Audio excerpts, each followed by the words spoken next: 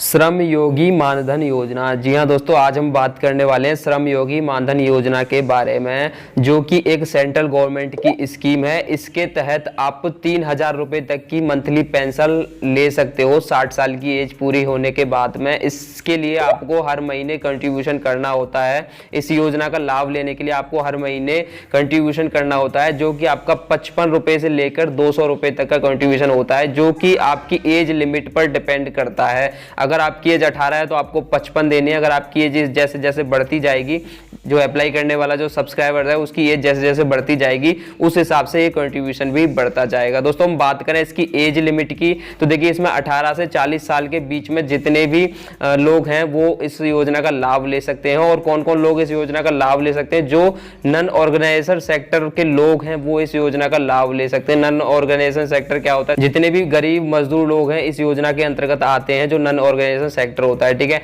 और कौन कौन इस योजना का लाभ नहीं ले सकता है? जो लोग टैक्स पेयर हैं, जो लोग ऑर्गेनाइजेशन सिस्टम के अंतर्गत आते हैं, वो इस योजना का लाभ नहीं ले सकते हैं। दोस्तों इस योजना के लिए अप्लाई करने के लिए आपको दो ऑप्शन दिए जाते हैं। या तो आप सीएससी सेंटर पर जाकर के अप्लाई कर सकते हो, या फिर आप खुद अपने अपने मोबाइल या कंप्यूटर से अप्लाई कर सकते हो। इसके लिए देखिए क्या क्या चाहिए होता है। आपको सिर्फ एक आधार कार्ड और एक सेविंग अकाउंट होना चाहिए। अगर आपका जनधन अकाउंट है तो और भी बेस्ट रहेगा, ठीक है। तो सिर्फ दो ही चीजें आपके लिए जरूरी है इस योजना का लाभ लेने के लिए, इसके लिए अप्लाई करने के लिए। दोस्तों आज हमको बताने वाला हूं कि कैसे आप ऑनलाइन अप्लाई कर सकते हो इस योजना को घर बैठे अपने मोबाइल से। तो चलिए जल्दी से वीडियो को स्टार्ट करते हैं। So hey guys, this is Jeetu and you watching 5 YouTube channel.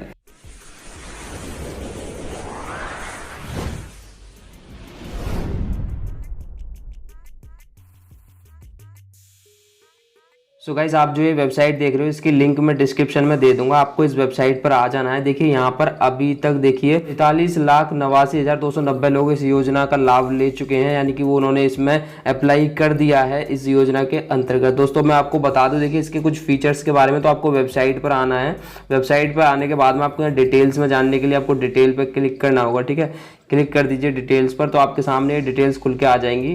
देखिए प्रधानमंत्री श्रम योगी मानधन योजना जो है ये एक सेंट्रल गवर्नमेंट की एक स्कीम है, जिसके तहत जो नॉन ऑर्गेनाइजेशन सिस्टम के लोग होते हैं, जो नॉन ऑर्गेनाइजेशन वर्कर्स होते हैं, उनको ये पेंशन का लाभ ले सकते हैं। यहाँ पर देखिए 42 करोड़ लोग इंडिया के अंदर ऐसे हैं जो नॉन ऑर्गेनाइजेशन सिस्टम के अंतर्गत वर्कर्स में आते हैं, जो लोग इस पेंशन का लाभ ले सकते हैं। तो और मैं आपको बता दूं, देखिए नीचे यहाँ पर सारा कुछ डिटेल में दे रखा है। देखिए इसकी जो एज लिमिट होती है यहाँ पर आपको दिख रहा होगा। देखिए एलिजिबिलिटी की बात करें तो यहाँ पर नॉन ऑर्गेनाइजेशन वर्कर होना चाहिए आप, यानी कि नॉन ऑर्गेनाइजेशन वर्कर होने चाहिए। और नॉन ऑर्गेनाइजेशन वर्कर क्या होते हैं, जैसे कि आपके यहाँ पर सारा कुछ डिटेल में दे रखा है। देखिए इतने सारे लोग नॉन ऑर्गेनाइजेशन वर्कर्स में आते हैं, तो यहाँ पर लिस्ट दे रखी है, आप यहाँ पर पढ़ लीजिए। अगर आप इनके अंतर्गत आते हो तो आप इस योजना का लाभ ले सकते हो। इस योजना का लाभ लेने पर आप जब 60 साल के हो जाओगे, इसमें कंट्रीब्यूशन करते रहते हो आप कंटिन्यू पर मंथ का, अपना जो भी आपका रेट निकल के आता है, क्योंकि ये एज लिमिट पर डिपेंड करता है। मान लीजिए अगर आपकी एज 18 है तो आपको 55 रुपये देने हैं। अगर आपकी एज 18 से ज़्यादा है तो आपको उस हिसाब से यहाँ पर पैसे देने होते हैं। मैं आपको अभी दिखाऊंगा इसमें किस एज के हिसाब से कितने रुपए देने होते हैं। तो यहाँ पर उसके जैसे आपकी 60 साल पूरी हो जाती है, उसके बाद आपको 3,000 रुपये पर मंथ की यहाँ पर गारंटेड पेंशन मिलना स्टार्ट हो जाती है। और देखिए नीचे भी यही चीज़ दे रखी है, यहाँ पर आपको 55 रुपये से लेकर 200 रुपये पर मंथ तक का यहाँ पर आपका एज लिमिट के हिसाब से निकल के आता है कंट्रीब्यूशन पर मंथ का। और जो आपकी एज लिमिट है वो 18 से 40 के बीच में होनी चाहिए इस योजना का लाभ लेने के लिए। यहाँ पर देखिए एलिजिबिलिटी में भी यही दे रखा है। यहाँ पर सबसे पहला पॉइंट दे रखा है कि अनऑर्गेनाइज्ड वर्कर होने चाहिए आप, उसके बाद आपकी एज 18 से 40 होनी चाहिए, और आपकी जो मंथली इनकम है, जो सैलरी है, जो भी आप कमाते हो, वो आपकी 15,000 से कम या 15,000 होनी चाहिए, ठीक है। तो अब नीचे बात करें, देखिए कौन इस योजना का लाभ नहीं ले सकता है। जो इंगेज्ड हैं ऑर्गेनाइजेशन सेक्टर से, यानी कि जो मेंबर ऑफ EPFO, NPS या ESCI, ये जो लोग हैं ये इस योजना का लाभ नहीं ले सकते। और जो टैक्स पेयर हैं, वो भी इनकम टैक्स पेयर जो लोग हैं वो इस योजना का लाभ नहीं ले सकते, ठीक है। और इसके साथ साथ अब बात करें, देखिए इसमें क्या क्या चीज़ लगती है। तो देखिए आपको एक आधार कार्ड और आपके पास एक सेविंग अकाउंट होना चाहिए, जो कि जनधन अकाउंट नंबर से जुड़ा हुआ होना चाहिए। जो आपका जनधन अकाउंट होते हैं वो अकाउंट होना चाहिए विद IFSC कोड के साथ में, यहाँ पर आपको दे रखा है, ठीक है। तो ये तो होगी इसकी एलिजिबिलिटी। और कुछ इसके फीचर्स अब बात करें, देखिए इसके बेनिफिट्स की, तो बेनिफिट्स में भी आपको यही दे रखा है देखिए बात करें आपको मंथली कंट्रीब्यूशन कितना किस एज के हिसाब से कितना देना होता है, तो यहाँ पर आप कंट्रीब्यूशन पर क्लिक करके पूरी लिस्ट यहाँ पर चेक कर सकते हैं। जैसे कि आप मेरी स्क्रीन पर देख पा रहे होंगे, अगर आपकी एज 18 साल है तो आपको 60 साल तक आपकी एज होने तक आपको कंट्रीब्यूशन करना होगा, जिसमें कि आपको 55 रुपये पर मंथ का यहाँ पर कंट्रीब्यूशन करना होगा, यानी कि 55 रुपये पर मंथ आपको पे करने होंगे, जो कि आपके अकाउंट से ऑटोमेटिकली कट जाएंगे जब आप इसमें अकाउंट ऐड कर दोगे तो। और जो 55 रुपये हैं वो आपको सेंट्रल गवर्नमेंट देगी, ठीक है। तो टोटल मिलाकर के आपके अकाउंट में 110 रुपये यहाँ पर आ जाएंगे, ठीक है। आपको यहाँ पर स्क्रीन पर दिख रहा होगा, ये देखिए 110 रुपये आपके अकाउंट में आ जाएंगे टोटल, ठीक है। इसके बाद मान लीजिए अगर आपकी एज 19 है तो आपको 60 साल यहाँ पर दे रहेगा, 60 साल की स्कीम है तो 60 साल सभी में मिलेगा। और उसके बाद देखिए 19 है तो आपको 58 रुपये देने होंगे, 58 गवर्नमेंट देगी, टोटल मिलाकर के आपके कितने हो जाएंगे। ऐसे आपकी 20 है तो ये पूरी 61 रुपये आपको देना होगा पर मंथ। इसी तरीके से अगर आपकी 24 है तो आपको 76 रुपये देना होगा। इसी तरीके से आपकी 30 है तो आपको 105 रुपये, और अगर आपकी 40 है तो आपको 200 रुपये पर मंथ देना होगा, 20 साल तक देना होगा। और टोटल आपके 200 रुपये गवर्नमेंट देगी और ये आपका मिलकर टोटल हो जाएगा 400, यानी कि 55 रुपये से लेके 200 रुपये तक की आप यहाँ पर कंट्रीब्यूशन करके पर मंथ की, और 60 साल आपकी एज पूरी होने के बाद में आप इसका पूरा लाभ ले सकते हो। तो दोस्तों मान लीजिए आपको ये स्कीम चलानी नहीं है, आपको बीच में छोड़नी, मान लीजिए आपका मन बदल गया, आपने 20 साल इसमें कंट्रीब्यूशन किया, उसके बाद चाहते हो कि आप मैं इसको अब नहीं आगे बढ़ाना चाहता, तो यहाँ पर आप छोड़ सकते हो। आपने जो भी पैसा इसमें जमा किया है वो आपके खाते में रिटर्न कर दिया जाएगा।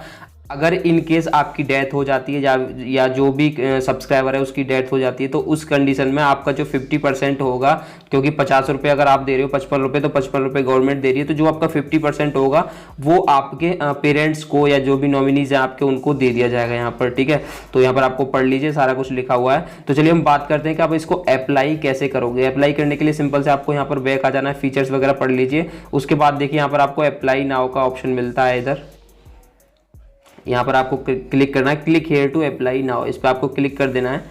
क्लिक करने के बाद में आपको यहाँ पर दो तरीके से अप्लाई कर सकते हो, या तो आप CSC सेंटर पर जाकर के, यानी कि जो CSC सेंटर होते हैं उन पर जाकर के अप्लाई कर सकते हो, या फिर आप सेल्फ यानी कि खुद अपने मोबाइल या लैपटॉप से अप्लाई कर सकते हो। तो खुद करने के लिए आपको सिंपल से इस पर क्लिक करना होगा। क्लिक करने के बाद में यहाँ पर आपको अपना मोबाइल नंबर देना होगा, मोबाइल नंबर दे दीजिए, जिस पर कि एक OTP आपको यहाँ पर वेरिफिकेशन के लिए दिया जाएगा। मैं यहाँ पर अपना मोबाइल नंबर डाल के प्रोसीड पर क्लिक करता हूँ। प्रोसीड पर क्लिक करने के बाद आपको यहाँ पर ये पेज खुल के आएगा। यहाँ पर आपको अपना नाम डालना है, एंटर योर नेम, यहाँ पर अपना ईमेल आईडी डालनी है, ठीक है। इसके बाद ये जो कैप्चा दे रखा है यहाँ भरना है। उसके बाद यहाँ पर आपको जनरेट OTP पर क्लिक करना है। तो अभी आप देख सकते हो मेरे पास एक OTP सेंड कर दिया गया है यहाँ से, ठीक है। OTP मेरे इस मोबाइल नंबर पर सेंड हो गया है। तो OTP आने के बाद यहाँ पर आपको OTP भरना है। उसके बाद यहाँ से प्रोसीड पर क्लिक करना है। तो OTP मेरा आ गया है, मैं यहाँ पर डाल देता हूँ। OTP डालने के बाद में प्रोसीड पर क्लिक करना है। इसके बाद देखिए आपके सामने ये फॉर्म खुल के आ जाएगा, डैशबोर्ड खुल के आ जाएगा। यहाँ पर आप लॉगिन हो जाओगे। यहाँ पर आपको क्लिक करना है, ये जो आपको 3 डॉट दिख रहे हैं इनमें से आपको एनरोलमेंट वाले ऑप्शन पर क्लिक करना होगा।